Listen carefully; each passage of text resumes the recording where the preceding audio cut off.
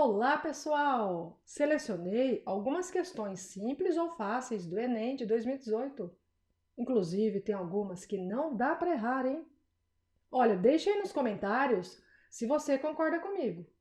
Compartilha aí no Facebook e no WhatsApp. Envia para aquele amigo que está precisando estudar. Ah, e aproveita para se inscrever aqui no canal. Aperta o dedão aí no like e ative o sininho. Bom, chega de blá blá blá e vamos lá! Questão 136. Numa atividade de treinamento realizada no exército de um determinado país, 3 equipes, Alfa, Beta e Gama, foram designadas a percorrer diferentes caminhos, todos com os mesmos pontos de partida e de chegada. A equipe Alfa realizou seu percurso em 90 minutos, com uma velocidade média de 6 km por hora. A equipe Beta também percorreu sua trajetória em 90 minutos, mas sua velocidade média foi de 5 km por hora. Com uma velocidade média de 6,5 km por hora, a equipe Gama concluiu seu caminho em 60 minutos. Com base nesses dados, foram comparadas as distâncias de Beta, Alfa e Gama percorridas pelas 3 equipes. A ordem das distâncias percorridas pelas equipes Alfa, Beta e Gama é... Olha, essa é uma questão fácil.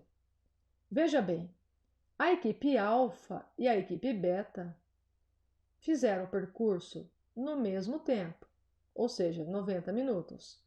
Só que a equipe Alfa fez com uma velocidade maior.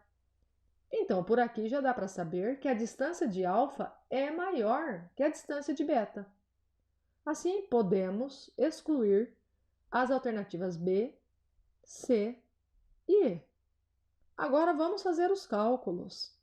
Olha, para calcular a velocidade média, fazemos a distância dividida pelo tempo. E para calcularmos a distância, fazemos a velocidade vezes o tempo. Lembrando que 90 minutos é igual a 1h30, veja que a velocidade está em quilômetros por hora. Então, o tempo necessariamente deve estar em horas. Vamos calcular de alfa. Olha, a velocidade 6 e o tempo 1h30, porque são 90 minutos. 6 vezes 1h30 vai dar 9 quilômetros. A equipe beta tem uma velocidade 5 e percorreu também 90 minutos, ou seja, 1h30. 5 vezes 1h30, 7,5 km. E por fim, a equipe Gama. Ela concluiu o caminho em 60 minutos, ou seja, em 1 hora, com a velocidade de 6,5 km por hora. Então, ela percorreu 6,5 km. Agora, organizando do menor para o maior, temos que 6,5 é menor que 7,5, que é menor que 9. 6,5 é gama, 7,5 é beta e 9 é alfa. Olha lá, a distância de gama é menor que a distância de beta, que é menor que a distância de alfa. A alternativa A de agilidade no Enem. Questão 137. O colesterol total de uma pessoa é obtido pela soma da taxa do seu colesterol bom com a taxa do seu colesterol ruim. Os exames periódicos realizados em um paciente adulto apresentaram taxa normal de colesterol bom. Porém, taxa do colesterol ruim, também chamado LDL, de 280 mg por decilitro. O quadro apresenta uma classificação de acordo com as taxas de LDL em adultos. O paciente, seguindo as recomendações médicas sobre estilo de vida e alimentação, realizou o exame logo após o primeiro mês. E a taxa de LDL reduziu 25%. No mês seguinte, realizou o novo exame e constatou uma redução de mais 20% na taxa de LDL. De acordo com o resultado do segundo exame, A classificação da taxa de LDL do paciente é... Bom, então temos a seguinte situação. Olha, o paciente está com 280 miligramas por decilitro de colesterol ruim. Ele teve que mudar o estilo de vida, fazer um regime, caminhada e reduziu 25% no primeiro mês. Podemos resolver a questão por meio de regra de 3, e aí você assiste o próximo vídeo, ou calculando 1% do valor. Neste vídeo, vou fazer pelo cálculo de 1%. Então, começando, olha, 1% de 280. Vamos dividir 280 por 100 e teremos 2,8, porque basta caminhar com a vírgula 2 casas à esquerda. Agora, se ele teve uma redução de 25%, significa que no corpo dele ainda tem 75% de colesterol ruim. Então, vamos calcular 75% de 280. E para isto, como já sabemos que 1% é igual a 2,8, basta fazermos 75 vezes 2,8. E assim nós encontramos aqui 210 miligramas por decilitro. Acontece que essa taxa ainda está muito alta. Então, no segundo mês, ele teve uma redução de mais 20%. Então, vamos calcular 1% de 210, que no caso é 2,1. E agora, se a redução for de 20%, significa que ele ainda tem 80% do valor. Então, vamos calcular 80% de 210, ou seja, 80 vezes 1%, que é 2,1. E 80 vezes 2,1 dará 168 miligramas por decilitro. E agora, observando a tabela, notamos que este valor está aqui, olha, de 160 a 189, ou seja, a taxa ainda está alta. Sendo assim, ficamos aqui com a alternativa D de dedicação no Enem. Questão 139. O remo de assento deslizante é um esporte que faz uso de um barco e 2 remos do mesmo tamanho. A figura mostra uma das posições de uma técnica chamada afastamento. Nessa posição, os 2 remos se encontram no ponto A e suas outras extremidades estão indicadas pelos pontos B e C. Esses 3 pontos formam um triângulo ABC, cujo ângulo BAC tem medida de 170 graus. O tipo de triângulo com vértices nos pontos A, B e C, no momento em que o remador está nessa posição é... Gente, eu acho que esta foi a questão mais fácil do Enem de 2018. Desde que você tenha conhecimento sobre classificação de triângulos quanto à medida dos lados e quanto à medida dos ângulos. Então vamos recordar. Quando que um triângulo é retângulo? Quando ele tem um ângulo reto de 90 graus. Quando que um triângulo é acutângulo? Quando ele tem os 3 ângulos com medidas menores que 90 graus. Quando que um triângulo é obtusângulo? Quando um ângulo é obtuso, ou seja, tem medida maior que 90 e menor que 180 graus. Esta é a classificação de acordo com a medida dos ângulos. Agora, como que fica a classificação de acordo com a medida dos lados?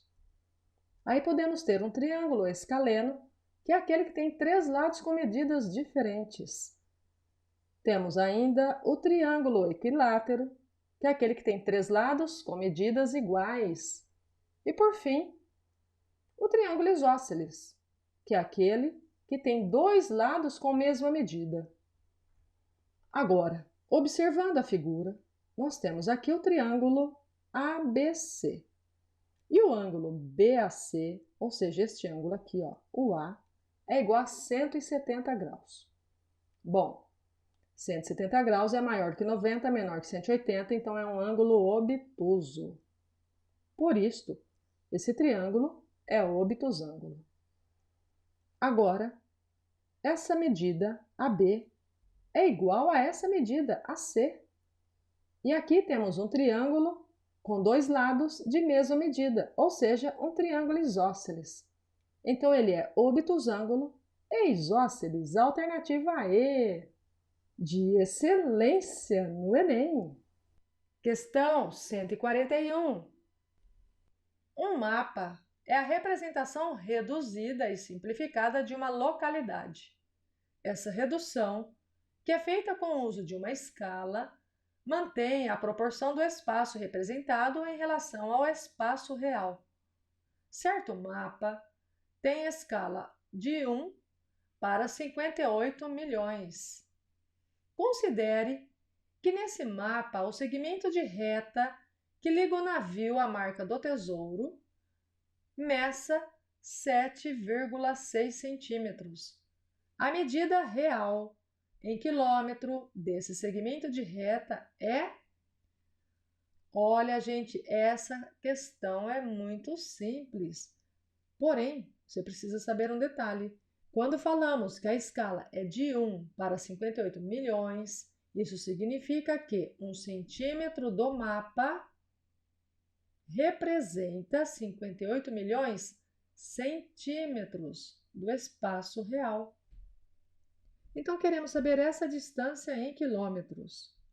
Como eu disse, a escala é de 1 para 58 milhões.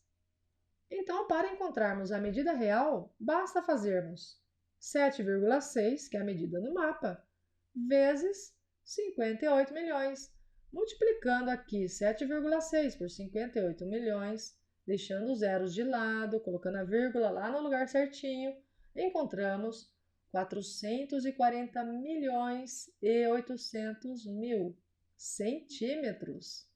Agora, 1 metro não tem 100 centímetros. Então, vamos dividir aqui por 100, ou seja, tira 2 zeros. Assim, teremos 4 milhões 408 mil metros.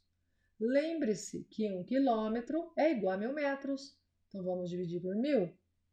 Basta tirarmos 3 zeros do número. Assim, chegamos a 4.408 quilômetros. Alternativa A, de agilidade no Enem. Questão 143. A raiva é uma doença viral e infecciosa transmitida por mamíferos.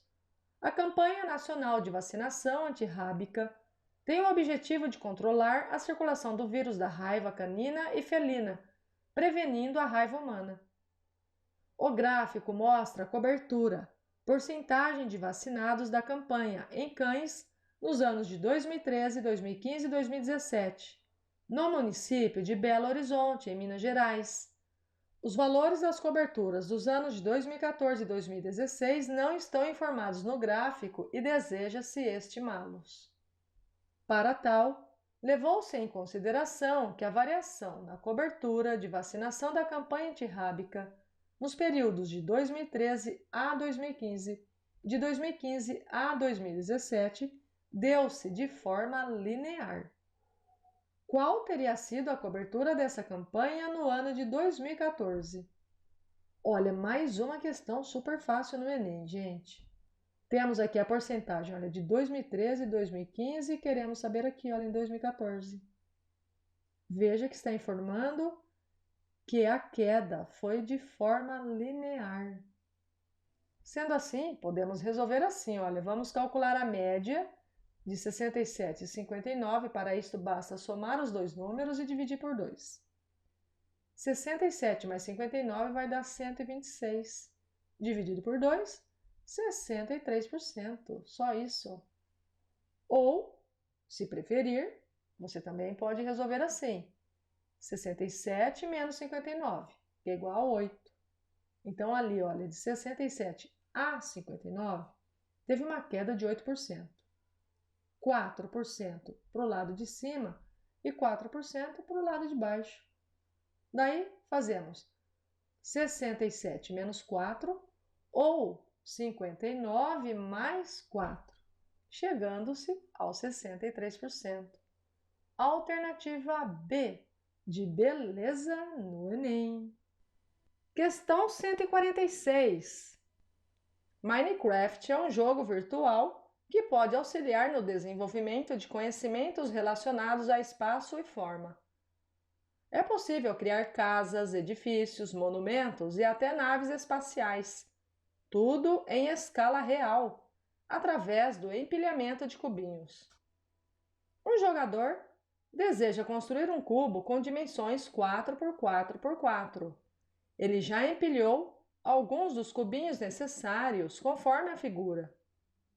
Os cubinhos, que ainda falta empilhar para finalizar a construção do cubo, juntos formam uma peça única, capaz de completar a tarefa. O formato da peça, capaz de completar o cubo 4 por 4 por 4, é... Gente, olha, mais uma questão facílima no Enem. Basta observar aqui a figura ao lado direito do vídeo. Vamos preenchendo. Olha, 1, 2, 2 cubinhos. Assim você já vai excluindo as alternativas B e E. Indo agora para a camada de cima, podemos começar por aqui, olha. 1, 2, 3, 4. São 4 cubinhos. Então, já dá para excluir a alternativa D. Agora aqui, olha, 1, 2. Observe a alternativa C. Já dá para excluir também. E terminando aqui de completar, temos a alternativa A de agilidade. Isso mesmo, essa aqui foi de agilidade no Enem. Questão 147. De acordo com um relatório recente da Agência Internacional de Energia, AIE, o mercado de veículos elétricos atingiu um novo marco em 2016, quando foram vendidos mais de 750 mil automóveis da categoria. Com isso, o total de carros elétricos vendidos no mundo alcançou a marca de 2 milhões de unidades desde que os primeiros modelos começaram a ser comercializados em 2011. No Brasil, a expansão das vendas também se verifica. A marca A, por exemplo, expandiu suas vendas no ano de 2016, superando em 366 unidades as vendas de 2015, conforme representado no gráfico. A média anual do número de carros vendidos pela marca A nos anos representados no gráfico foi de... Olha, uma questão envolvendo interpretação de gráficos e média. E é uma questão simples. Basta observar aqui.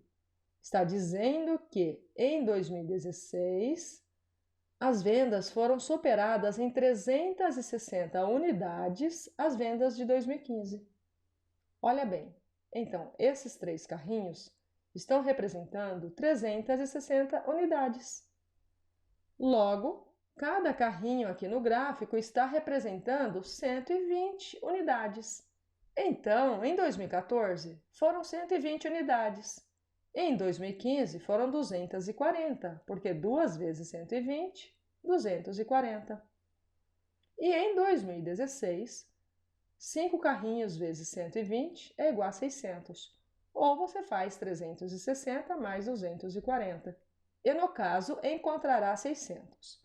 Agora vamos calcular a média. Somamos 120 com 240 com 600 e vamos dividir por 3. 120 mais 240 dá 360, mais 600, 960, dividido por 3, teremos aqui 320. Alternativa D de dedicação no Enem. Questão 149. Torneios de tênis, em geral, são disputados em sistema de eliminatória simples.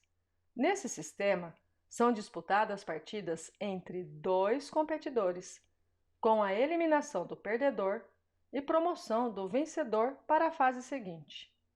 Dessa forma, se na primeira fase o torneio conta com 2N competidores, então na segunda fase restarão N competidores, e assim sucessivamente até a partida final. Em um torneio de tênis disputado nesse sistema, participam 128 tenistas. Para se definir o campeão desse torneio, o número de partidas necessárias é dado por... Observe que a questão é simples, mas se não tomar cuidado, acaba errando. Então, olha, na primeira fase, o torneio conta com 2N competidores e esse torneio tem 128 tenistas. Então, primeira fase, 128 competidores. Agora, cada partida tem 2 competidores. Então, com 128 competidores, dá para formar 64 partidas, porque precisa de 2 competidores em cada partida. Então, 128 dividido por 2, 64 partidas. Então, desses 128, 64 estão fora, perderam a partida. Então, na segunda fase, serão 64 competidores. Dividindo por 2, teremos 32 partidas. 32 tenistas foram embora. Agora, na terceira fase, teremos 32 competidores, resultando em 16 partidas. Observa que é sempre a metade, até chegarmos na última fase, onde teremos 2 competidores. E assim, nessa última partida, será definido o campeão.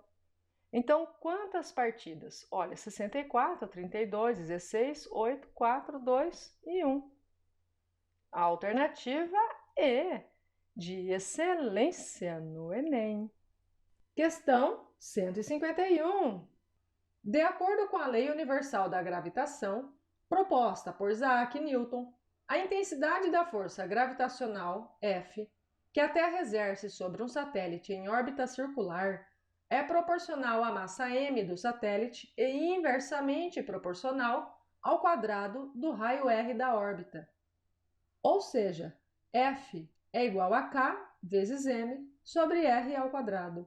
No plano cartesiano, 3 satélites A, B e C estão representados, cada um por um ponto, M e R, cujas coordenadas são, respectivamente, a massa do satélite e o raio da sua órbita em torno da Terra. Com base nas posições relativas dos pontos no gráfico, deseja-se comparar as intensidades FA, FB e FC da força gravitacional que a Terra exerce sobre os satélites A, B e C, respectivamente. As intensidades FA, FB e FC expressas no gráfico satisfazem a relação... Bom, então vamos lá. Uma questão até que fácil, basta observar aqui na fórmula o seguinte. Veja bem, quando os raios são iguais, a força será maior se a massa for maior, porque olha, a massa é dividida pelo raio. Então, se os raios forem iguais, quanto maior a massa, maior será a força. Agora, supondo que as massas sejam iguais, quanto maior for o raio nessa divisão, o valor será menor. Então, a força será menor. Então, vamos fazer a comparação dos satélites A e B aqui no gráfico. Observe que A e B possuem raios iguais e a massa de B é maior que a massa de A. Então, se os raios são iguais, quanto maior a massa, maior é a força. Logo, a força de B será maior que a força de A. Observando então os satélites A e C. Observe que eles possuem massas iguais. E o satélite C tem um raio maior que o satélite A. Então, quanto maior for o raio, menor será a força. Logo, a força do satélite C será menor que a força do satélite A. Agora, juntando tudo numa única expressão, teremos que a força de C é menor que a força de A, que por sua vez é menor que a força de B. Encontramos aqui a alternativa E, de excelência no Enem. Questão 153. Em um aeroporto, os passageiros devem submeter suas bagagens a uma das 5 máquinas de raio-x disponíveis ao adentrarem a sala de embarque. Num dado instante, o tempo gasto por essas máquinas para escanear a bagagem de cada passageiro e o número de pessoas presentes em cada fila estão apresentados em um painel, como mostrado na figura. Um passageiro, ao chegar à sala de embarque desse aeroporto no instante indicado, visando esperar o menor tempo possível, deverá se dirigir à máquina. Olha, questão facílima. Observe que na figura temos o tempo gasto por essas máquinas para escanear a bagagem de cada passageiro e o número de pessoas presentes em cada fila. Então, a máquina 1 demora 35 segundos para escanear a bagagem de um passageiro e na fila tem 5 pessoas. Então, quanto tempo vai demorar para essas 5 pessoas serem liberadas aqui na máquina 1?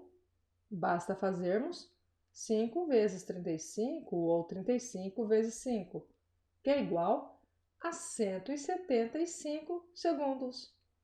A máquina 2 demora 25 segundos por pessoa e são 6 pessoas. Então, 6 vezes 25, 150. A máquina 3 demora 22 segundos e tem 7 pessoas na fila. Então, 7 vezes 22, 154. A máquina 4 demora 40 segundos por pessoa e temos aí 4 pessoas. 4 vezes 40, 160. A máquina 5 demora 20 segundos por pessoa e são 8 pessoas na fila. Então, 8 vezes 20, 160. Um passageiro chegou à sala de embarque e ele quer ficar lá, obviamente, o menor tempo possível. Então, ele deve se dirigir à máquina número 2, que vai demorar 150 segundos. A alternativa B de beleza no Enem. Questão 154.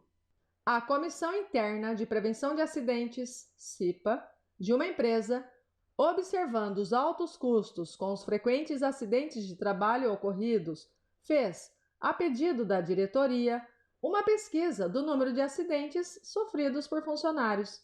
Essa pesquisa, realizada com uma amostra de 100 funcionários, norteará as ações da empresa na política de segurança no trabalho. Os resultados obtidos estão no quadro. A média do número de acidentes por funcionário na amostra que a CIPA apresentará à diretoria da empresa é... Questão fácil, basta calcular a média, porém, temos que estar atentos que é uma média ponderada. Olha aqui. 50 trabalhadores não sofreram nenhum acidente. Então, o total de acidentes é 0. 17 trabalhadores sofreram um acidente. Então, total de acidentes, 17. 15 trabalhadores sofreram 2 acidentes. Total, 30 acidentes. 10 trabalhadores sofreram 3 acidentes. 30 acidentes. 6 trabalhadores sofreram 4 acidentes. 6 vezes 4, 24. 2 trabalhadores sofreram 5 acidentes. Então, são 10 acidentes. Qual é o total de acidentes sofridos nessa empresa? Basta fazermos a soma. Olha, 30 com 30, 60. 60 com 10 já dá 70. 70 com 24, 94, mais 17, 111. Bom, então a média será 111 acidentes dividido pelo total de funcionários, que é igual a 100.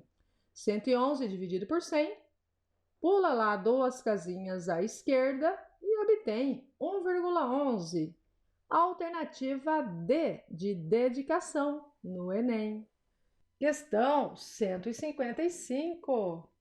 A Rosa dos Ventos É uma figura que representa 8 sentidos, que dividem o círculo em partes iguais.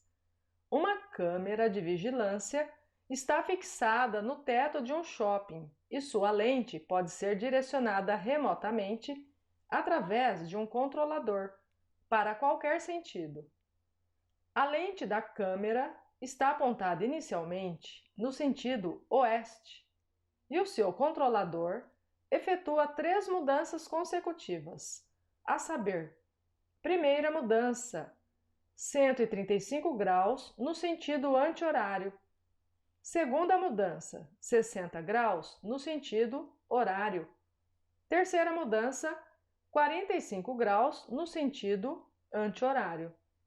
Após a terceira mudança, ele é orientado a reposicionar a câmera com a menor amplitude possível, no sentido noroeste, devido a um movimento suspeito de um cliente.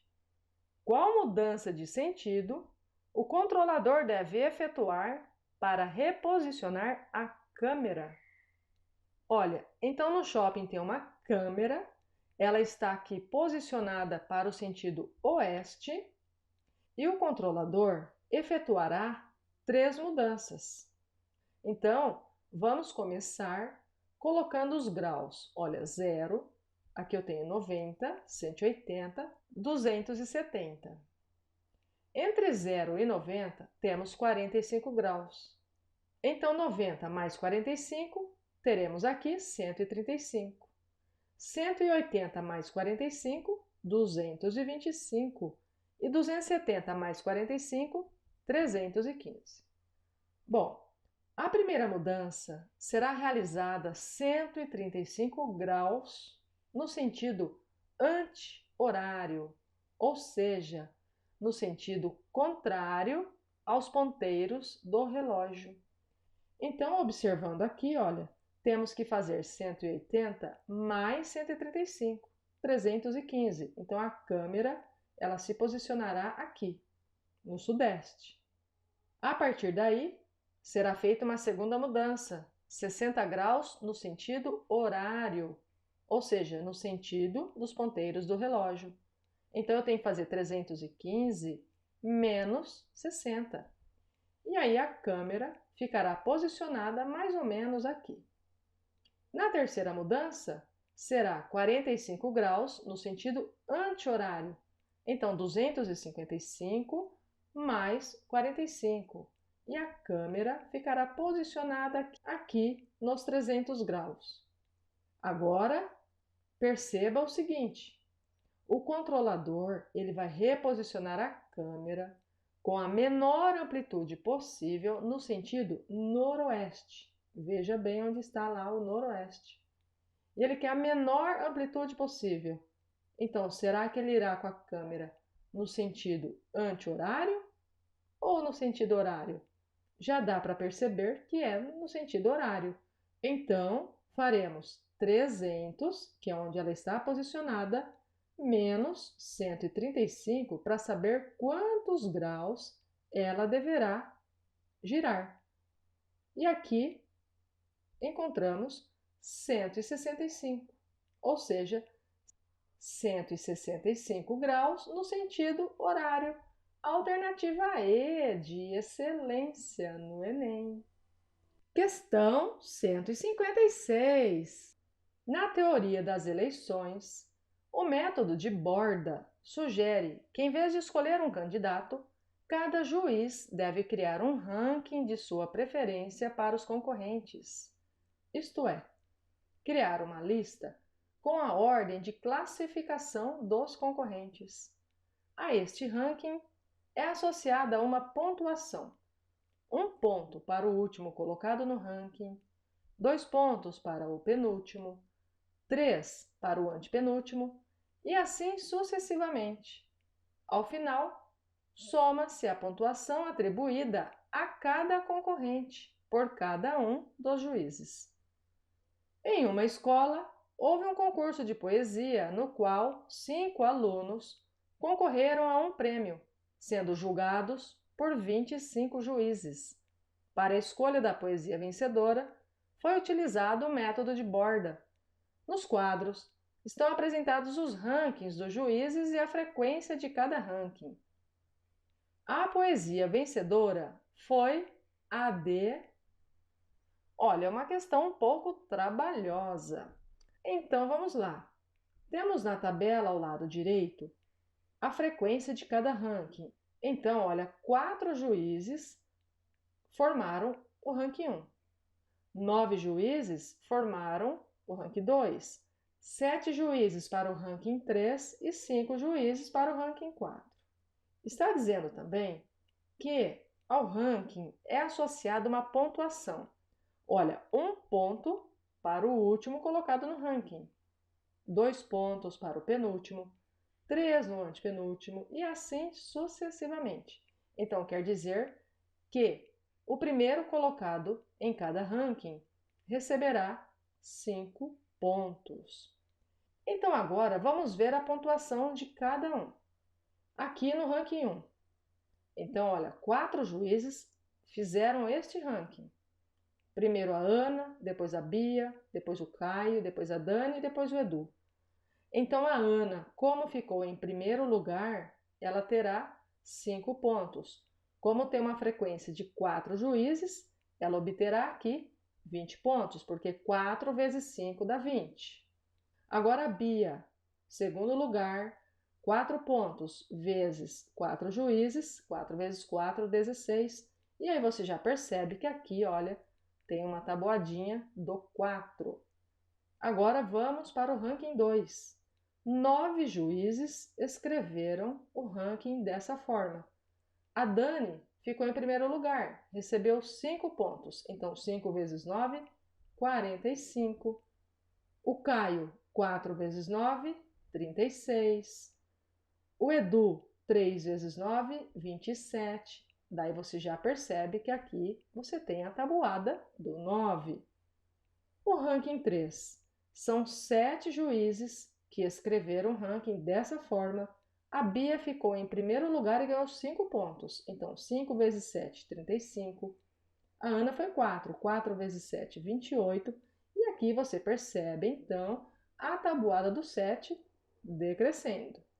Finalizando aqui no ranking 5, foram 5 juízes. Para o Eduardo, que ficou em primeiro, 5 vezes 5, 25. Para a Ana, em segundo, 5 vezes 4, 20. E aí você percebe que está caindo de 5 em 5. Agora, temos que fazer a soma de cada concorrente. Então, vamos lá. Ana. Olha, a Ana teve 20, 18, 28 e 20. Então, ela teve um total de 86 pontos. A Bia teve 16, 9, 35 e 10, dando um total de 70 pontos. O Caio teve 12, 36, 21 e 5, totalizando 74 pontos. A Dani teve 8, 45, 7 e 15, totalizando 75 pontos.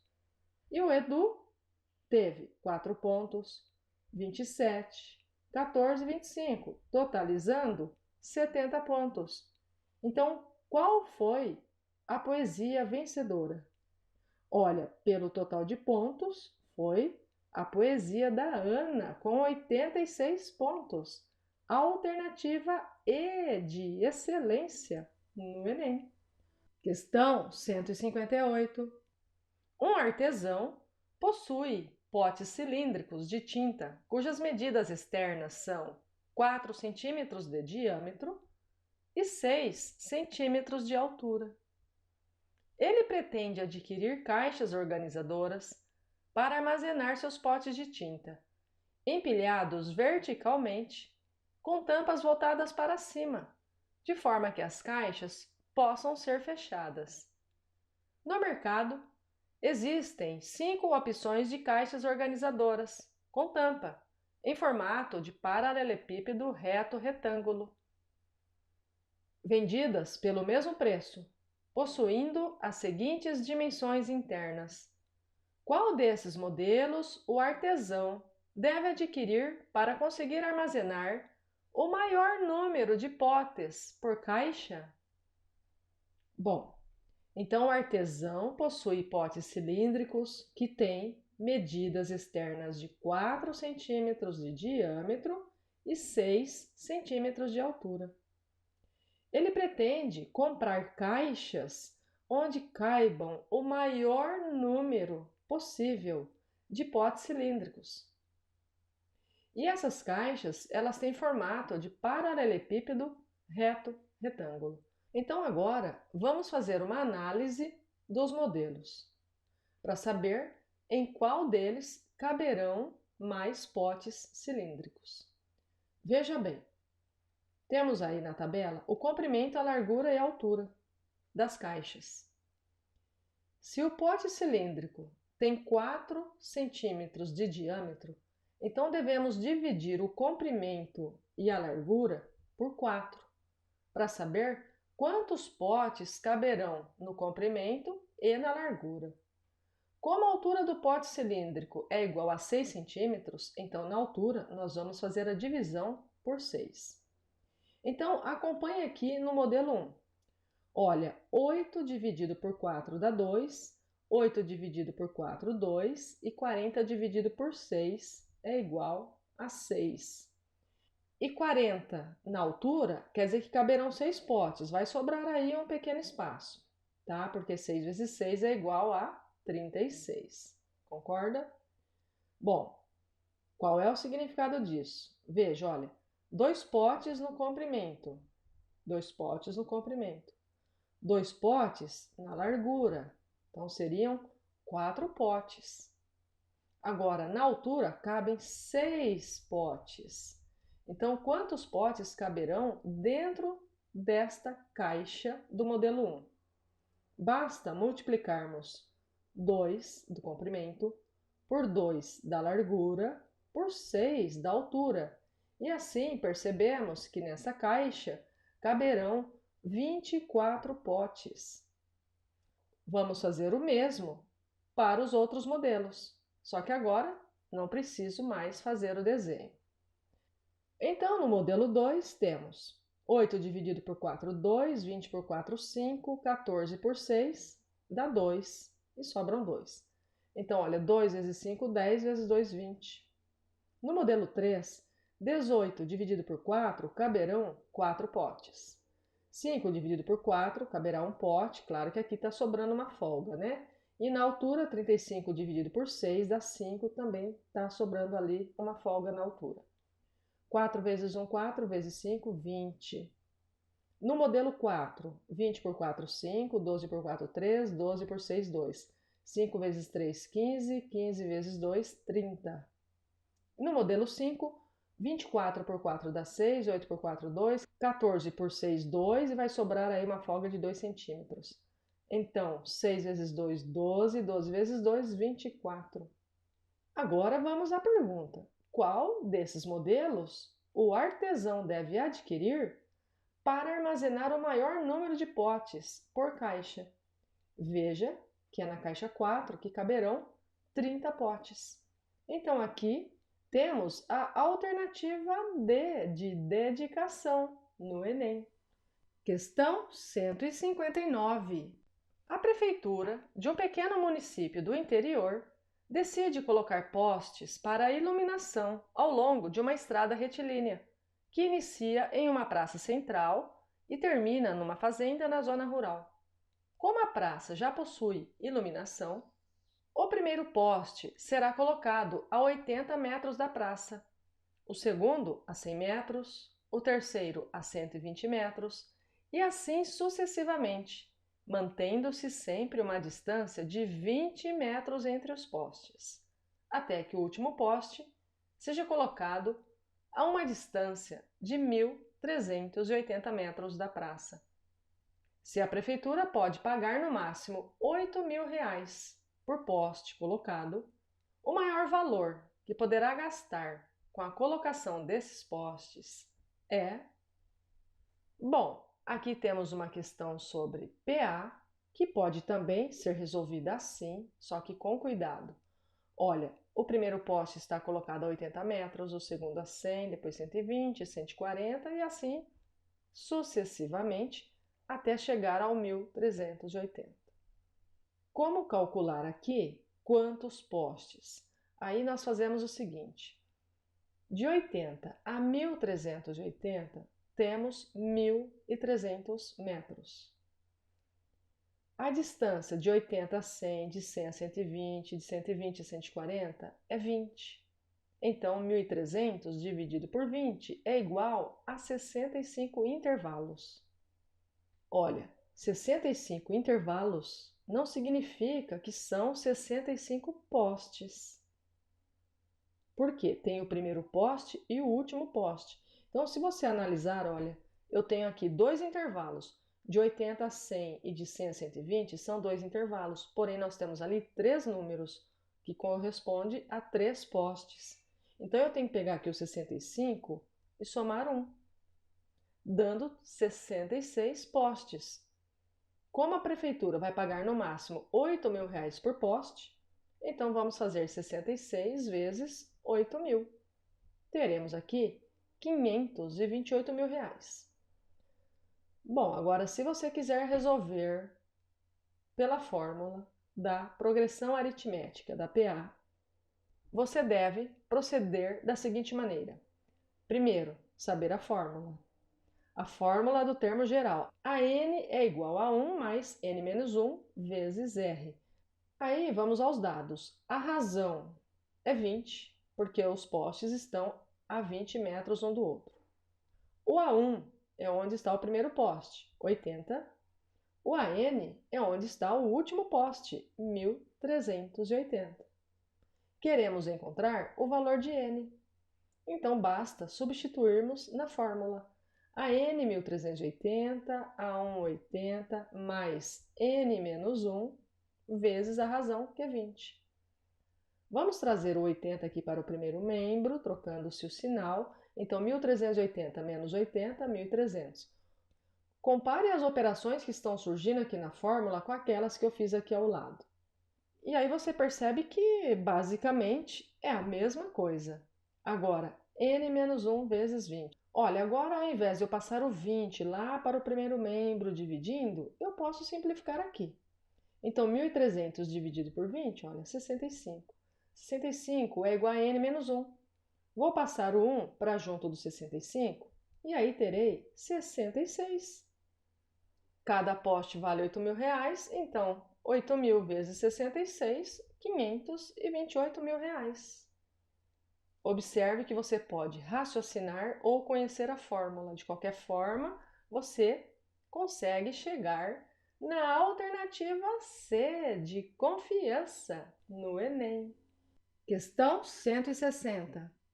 Um edifício tem a numeração dos andares iniciando no térreo, T, e continuando com o primeiro, segundo, terceiro até o último andar.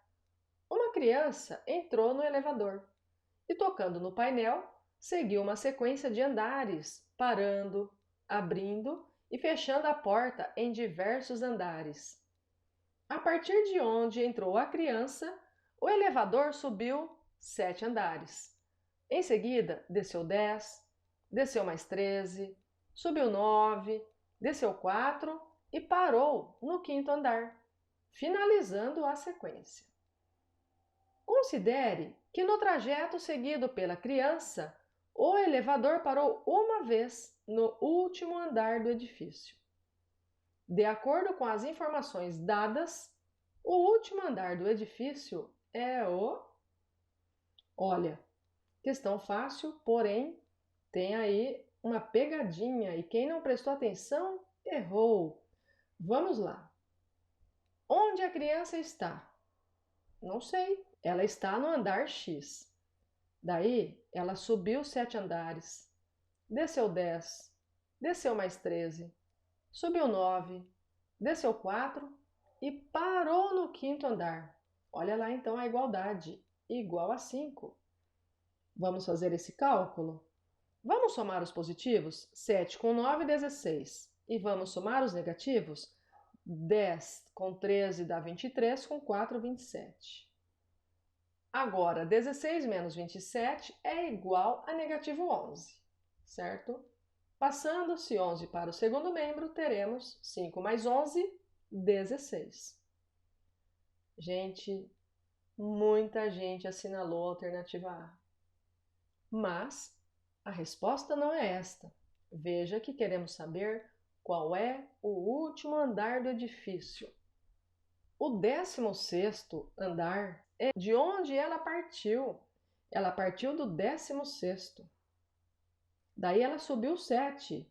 Então, 16 mais 7, ela foi parar lá no 23º.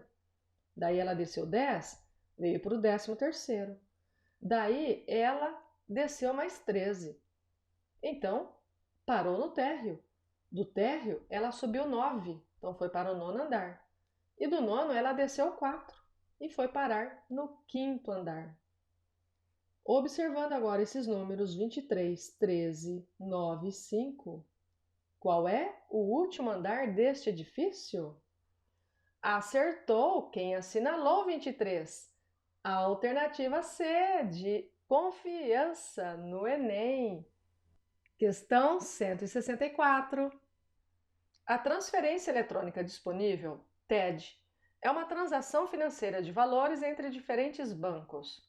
Um economista decide analisar os valores enviados por meio de TEDs entre 5 bancos, 1, 2, 3, 4 e 5, durante um mês. Para isso, ele dispõe esses valores em uma matriz A e J, em que I é maior ou igual a 1 e menor ou igual a 5, e J também. E o elemento AJ corresponde ao total proveniente das operações feitas via TED, em milhão de real, transferidos do banco I para o banco J durante o mês. Observe que os elementos A e J igual a 0, uma vez que TED é uma transferência entre bancos distintos. Esta é a matriz obtida para essa análise. Com base nessas informações, o banco que transferiu a maior quantia via TED é o banco.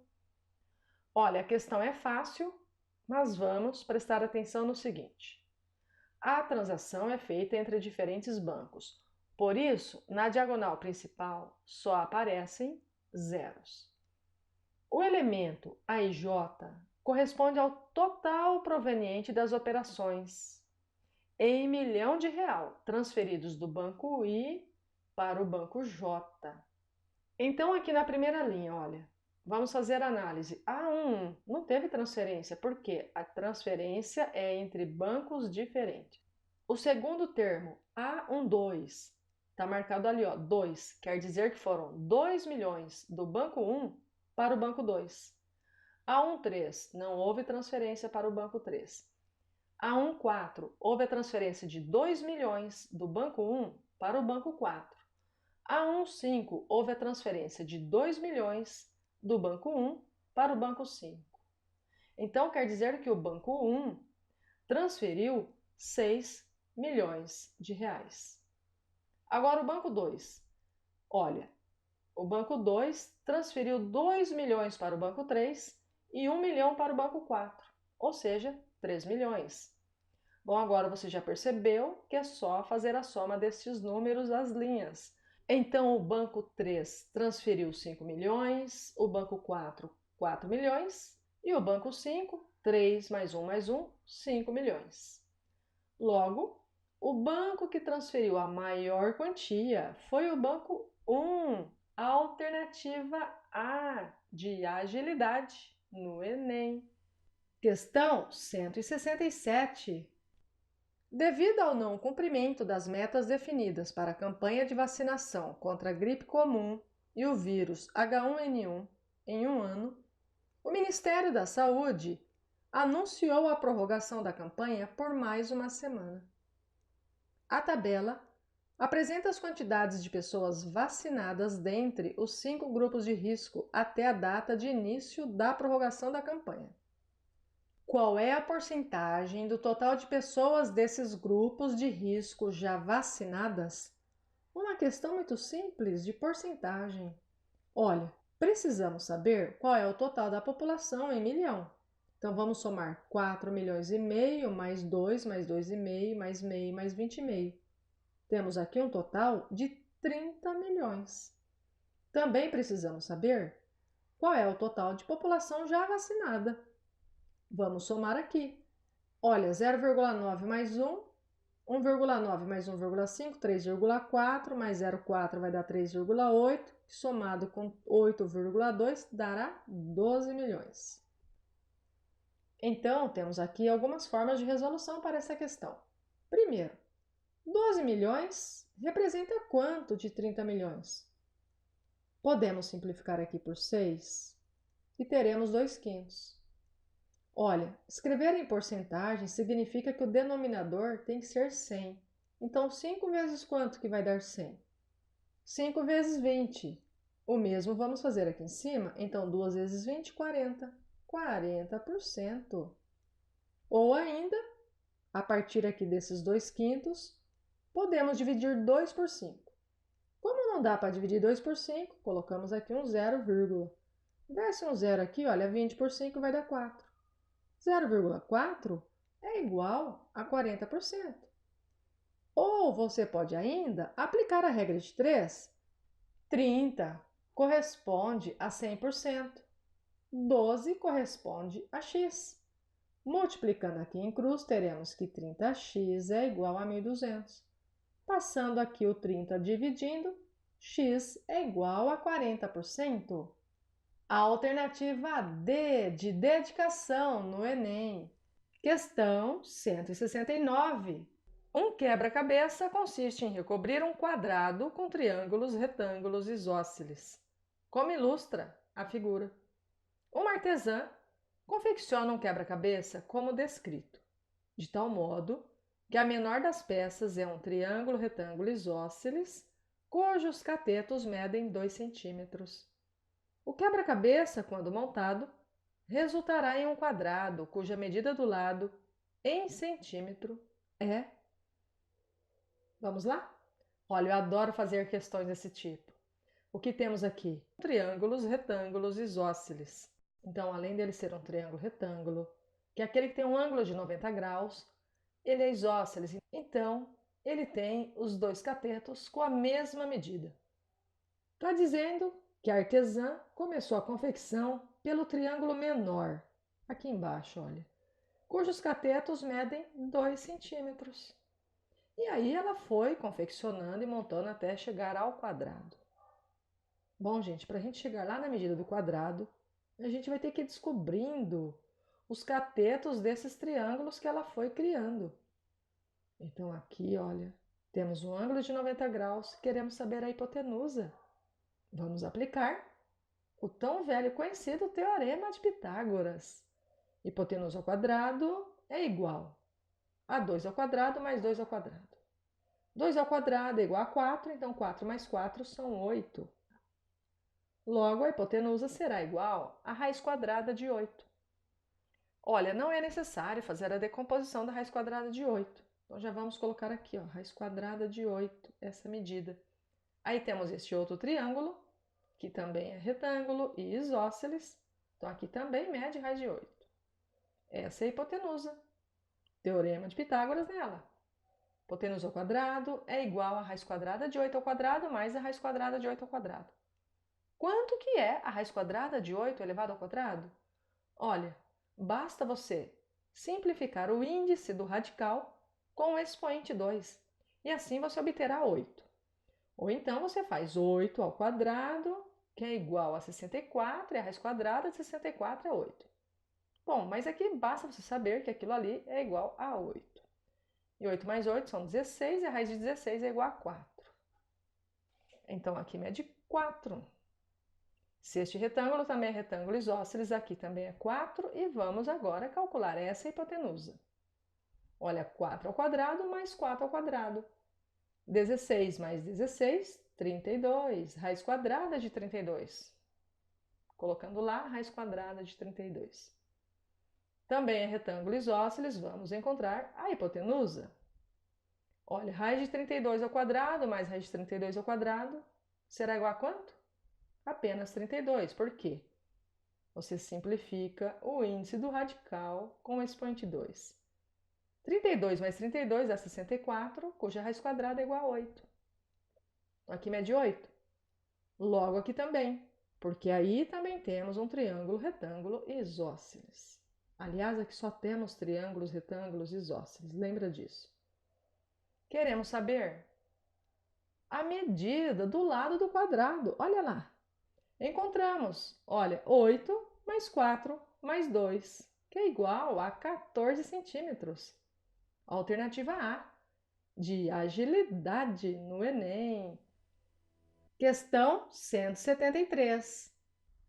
O salto ornamental é um esporte em que cada competidor realiza 6 saltos. A nota em cada salto é calculada pela soma das notas dos juízes multiplicada pela nota de partida, o grau de dificuldade de cada salto. Fica em primeiro lugar o atleta que obtiver a maior soma das 6 notas recebidas. O atleta 10 irá realizar o último salto da final. Ele observa no quadro 1, antes de executar o salto, o recorte do quadro parcial de notas com a sua classificação e a dos 3 primeiros lugares até aquele momento. Ele precisa decidir com seu treinador qual salto deverá realizar. Os dados dos possíveis tipos de salto estão no quadro 2. O atleta optará pelo salto com a maior probabilidade de obter a nota estimada, de maneira que lhe permita alcançar o primeiro lugar. Considerando essas condições, o salto que o atleta deverá escolher é o de tipo... Olha, uma questão até que simples. Vejamos, então esse atleta já sabe quais são os primeiros colocados da tabela, que temos aqui no quadro 1. Olha, o primeiro classificado, com o total de pontos, o segundo classificado e o terceiro classificado. E o nosso atleta, que é o atleta número 10, ele está em 6º lugar. E ele tem esse total 687,5. Ele quer saber aqui, olha, que nota que ele tem que tirar no 6º salto para poder passar o primeiro colocado, que está com 829 pontos. Então, se o primeiro tem 829 pontos e ele está com 687,5, quer dizer que ele tem que tirar uma nota acima de 141,5 neste 6º salto. Agora nós vamos aqui para o quadro 2, que tem a estimativa da soma das notas dos juízes, por tipo de salto. Aí temos aqui no T1, olha, a nota de partida 2,2, com uma estimativa da soma das notas de 57. Então, se a gente multiplicar aqui, nós teremos uma média, né, da nota final, no caso 125,4. No T2, olha, 2,4 vezes 58 vai dar 139,2. No T3 teremos 143, no T4 140 e no T5 159. Então o nosso atleta, ele precisa de uma pontuação maior que 141,5. E a gente observa essa pontuação aqui, olha, no T3 e no T5. E em qual dessas duas linhas a probabilidade de obter a nota é maior? Observe aqui na última coluna, olha, 91,88% contra 87,34%. Então, aqui nós temos que o salto que ele deverá escolher é o salto do tipo 3, T3, né? A alternativa C, de confiança no Enem. E a última, questão 175. A inclinação de uma rampa é calculada da seguinte maneira. Para cada metro medido na horizontal, mede-se x centímetros na vertical. Diz-se, nesse caso, que a rampa tem inclinação de x%, como no exemplo da figura. A figura apresenta um projeto de uma rampa de acesso a uma garagem residencial, cuja base, situada 2 metros abaixo do nível da rua, tem 8 metros de comprimento. Depois de projetada a rampa, o responsável pela obra foi informado de que as normas técnicas do município, onde ela está localizada, exigem que a inclinação máxima de uma rampa de acesso a uma garagem residencial seja de 20%. Se a rampa projetada tiver inclinação superior a 20%, o nível da garagem deverá ser alterado para diminuir o percentual de inclinação, mantendo o comprimento da base da rampa. Para atender às normas técnicas do município, o nível da garagem deverá ser... Bom, aqui tem várias formas de você resolver a questão. Semelhança de triângulos, proporção, porcentagem. Eu vou resolver por proporção. Então, eu vou começar aqui, olha, nesse triângulo de cima que tem uma inclinação de 20%.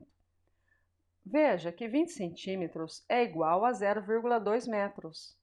Então, podemos escrever esta relação, olha, 0,2 está para 1. 0,2 dividido por 1 vai dar 0,2, que é igual a 20%. Concorda? Agora temos a seguinte situação. O projeto de uma rampa que dá acesso a uma garagem, cuja base está situada 2 metros abaixo do nível da rua e com 8 metros aqui de comprimento, olha, ali embaixo na horizontal. Porém, depois do projeto pronto, o responsável foi informado que a inclinação máxima dessa rampa tem que ser 20%. Será que ele vai ter que elevar a garagem ou rebaixar a garagem? Logicamente, porque a rua não vai mudar o nível, concorda? Então, vamos fazer aqui um triângulo, olha, e vamos calcular a altura da base da rampa, tendo aquela inclinação de 20%. Para isso, vamos realizar aqui, olha, a proporção. Então, temos que 0,2 está para 1, assim como x está para 8, que é a medida que tem ali embaixo. Agora, multiplicando aqui em cruz, olha, x é igual a 1,6 metros. Então, para ter 20% de inclinação, esta rampa teria que ter uma base a 1,6 metros a partir do nível da rua. Agora, observando o desenho, olha, no projeto inicial tinha 2 metros. E para ter 20% de inclinação, deveria ser 1,6 metros, ou seja, está com uma diferença de 0,4 metro, que corresponde a 40 centímetros. Como no projeto era 2 metros e o correto então seria 1,6, você observa que a garagem ela deverá ser elevada a 40 centímetros. Sendo assim, temos aqui a alternativa A de agilidade no Enem. Olha, não vai esquecer de deixar o seu like e se inscrever no canal. Valeu!